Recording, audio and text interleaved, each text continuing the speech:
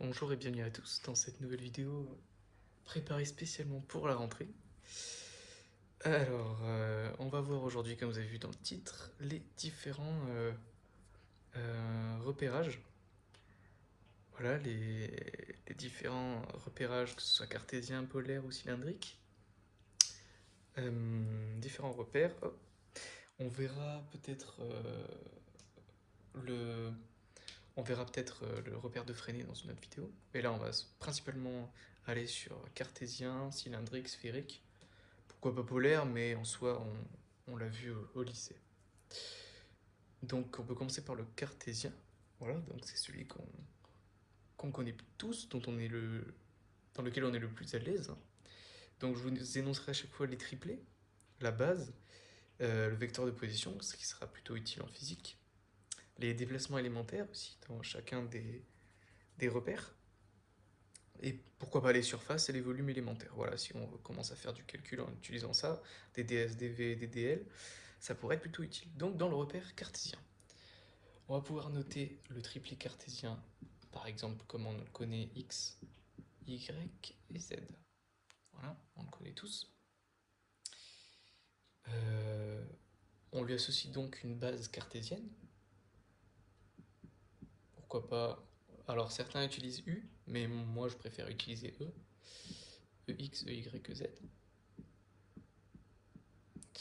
Voilà.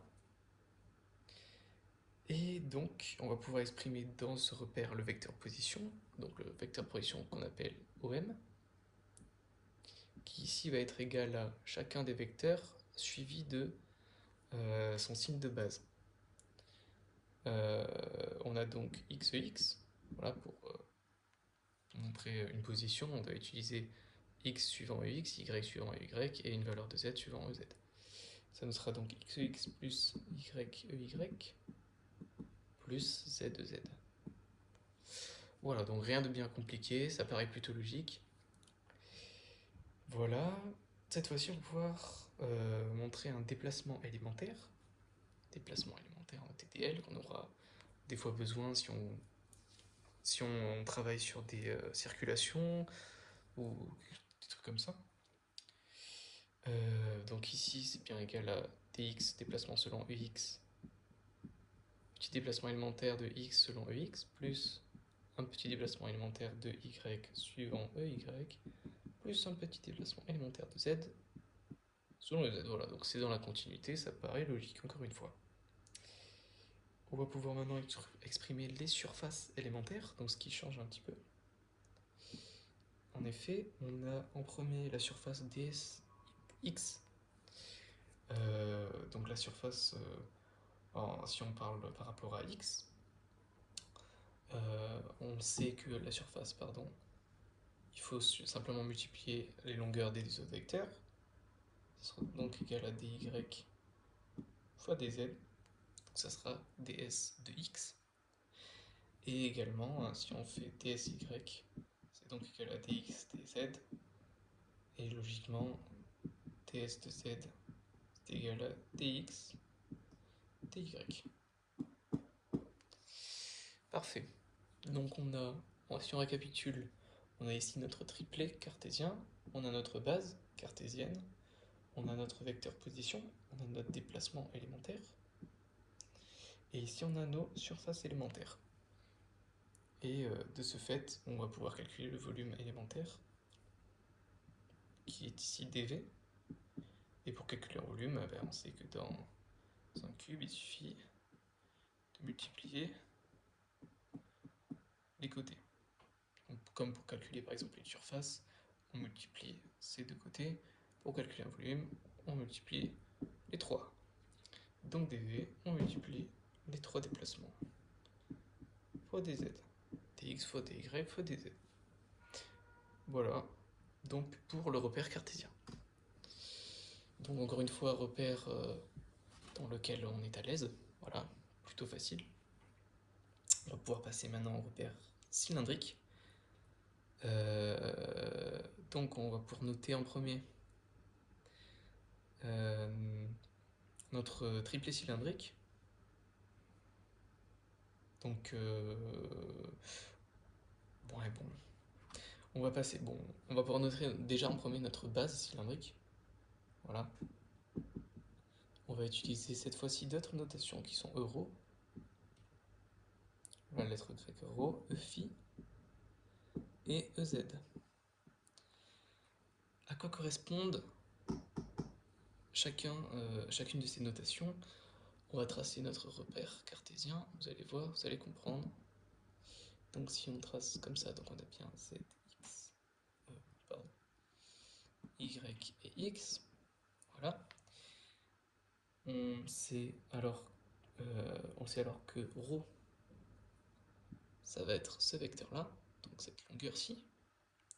Et ici, c'est bien évidemment l'angle phi, parce que ce sont des vecteurs tournants. C'est une base cylindrique.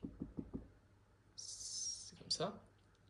Et ez qui est ici, qui ne change pas. On a donc ρ, cette longueur-là, phi, l'angle ici, et ez. Et avec ça, ça nous donne un repère dit cylindrique. Bon, mon cylindre n'est pas vraiment beau, mais c'est l'idée, quoi. De pouvoir noter la position des vecteurs avec seulement ces trois données. Voilà. Et comme vous allez voir que ça va être plutôt pratique si on veut par exemple donner le vecteur position, quoi, qui est ici, on peut l'attribuer OM. Le vecteur position, ça sera par exemple celui-ci. Comme vous voyez, on va pouvoir projeter sur euro l'angle phi et la hauteur z. Et ça va nous donner la position ici. Parfait, donc je vais pouvoir effacer ça. C'était plutôt visuel ici, donc voilà. On va pouvoir noter nos coordonnées dans la base polaire, donc notre vecteur position. Vous vous rappelez dans le repère cartésien, c'était xex plus yey plus zez. Donc c'était quand même assez long à écrire. On avait trois vecteurs de base, mais c'était plus long à écrire. Et on voit que dans le repère cylindrique, le vecteur OM, position, coordonnées dans la base polaire, s'écrit seulement ρ, euro, plus z, ez. Voilà, on va avoir besoin seulement de cette donnée. Ce sont des vecteurs tournants. C'est-à-dire que dans notre repère, on va surtout avoir besoin de point OM de la distance, donc ici la valeur de ρ et la valeur de z. Parce que pour nous, en fait, ce vecteur tourne. Donc l'angle, on n'a pas besoin de mettre une donnée selon l'angle phi. Hop. Très bien, donc on va pouvoir noter notre déplacement élémentaire, qui est égal à dl, qui est égal donc à d ρ euro, plus ρ d phi e phi, parce que c'est un angle, donc on doit multiplier par ρ, plus dz ez. dz ez. On a ici deux valeurs normales plus un angle, donc on multiplie par ρ.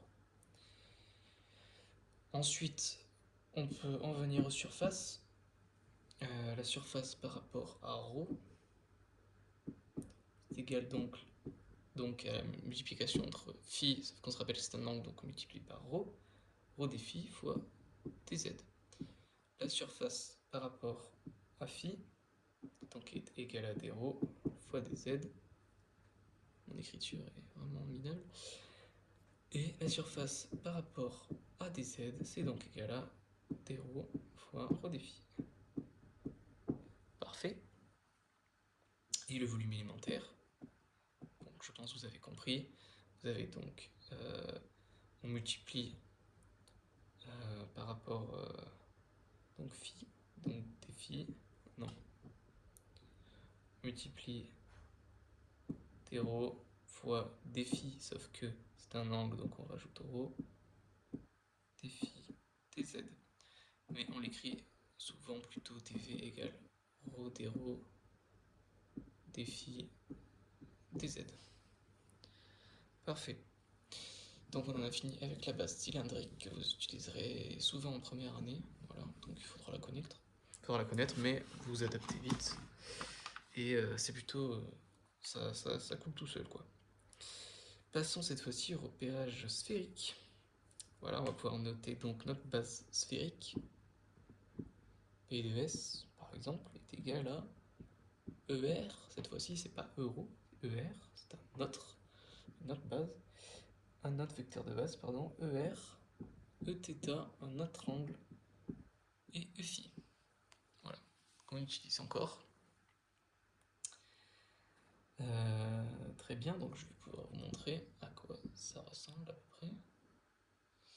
On note Y, X, Z, repère cartésien parce qu'on est à l'aise dedans. Voilà. On a donc notre vecteur ER. Si par exemple ici c'est le centre O, on va avoir notre vecteur ER qui va être la continuité. Par exemple, si notre point M est ici, on veut avoir ce vecteur. Comment décrire sa position? Par exemple, un repère cartésien, on aurait projeté, on aurait X, Y et Z. Un repère cylindrique, on aurait projeté, ici on aurait ρ, phi et Z. Repère sphérique, cette fois-ci, ça change. On a donc ici ce vecteur-là qui est ER. On va avoir donc la longueur ici qui sera R. On va avoir, on va pouvoir projeter comme suivant le repère cylindrique. On va avoir encore l'angle ici Eφ par projection, et ici cet angle, cette fois-ci Eθ.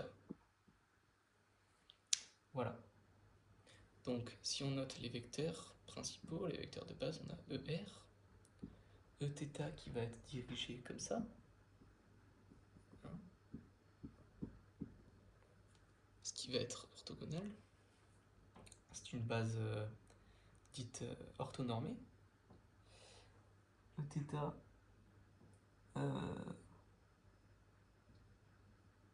ER et Phi. Parfait. Voilà, donc et Phi qui est évidemment comme ça. Tout est orthogonal parce que c'est une base orthonormée. Parfait.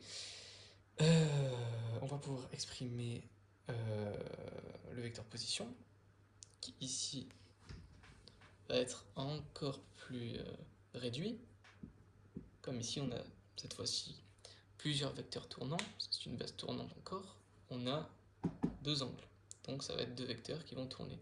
Donc on réduit les possibilités de coordonnées par rapport à des vecteurs qui ne tournent pas, donc par rapport à une projection. Avec des vecteurs tournants, en fait on a tout, il est un peu partout. C'est donc plus rapide. On a donc OM qui est simplement égal à RER. Voilà, c'est tout. C'est juste ça. Donc là, ça, c'est votre position dans le repère sphérique. Vous avez votre position, vous voulez votre vitesse, hop, vous dérivez, vous avez votre vitesse. Juste par rapport à ça. C'est vraiment bien plus simple. Très bien.